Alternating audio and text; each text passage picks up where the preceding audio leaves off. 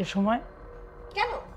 আমি এখন এ সময় এখানে এসে কি ভুল করে ফেলেছি? নাকি তোমাদেরকে বিরক্ত করে ফেলেছি? নাহিদা, তুমি কি বলছো এসব? রাহের চোখে একটু ময়লা গেছে তো, ওটাই বের করছিলাম। চোখে কিছু পড়লে বুঝি এভাবে বের করতে হয় সোফায় শুয়ে? আরে আপু, তুই এসব কি বলছিস? তোর মাথা ঠিক আছে? তুই যেগুলো ভাবতেছিস তেমন কিছুই না, তেমন কিছুই হয় না, প্লিজ বিশ্বাস কর তুই। অনেক হয়েছে। তোর মুখে এসব মানায় না।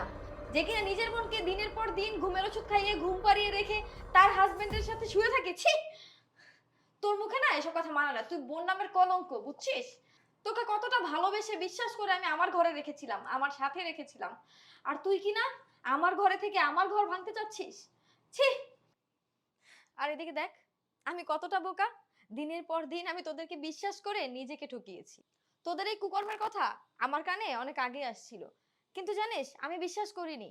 আমি তোদেরকে বিশ্বাস করতাম, আমি তোদেরকে ভালোবাসি, এই জন্য আমি ভাবতাম তোরা হয়তো আমাকে ভালোবাসিস আর আমার বিশ্বাসের মর্যাদা তোরা দিতে পারবি।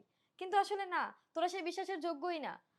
এই যে আমাদের বাসায় কাজ করে ছেলেটা মিরাজ, ও আমাকে একদিন সব বলেছিল, কিন্তু আমি ওর কথা বিশ্বাস করিনি।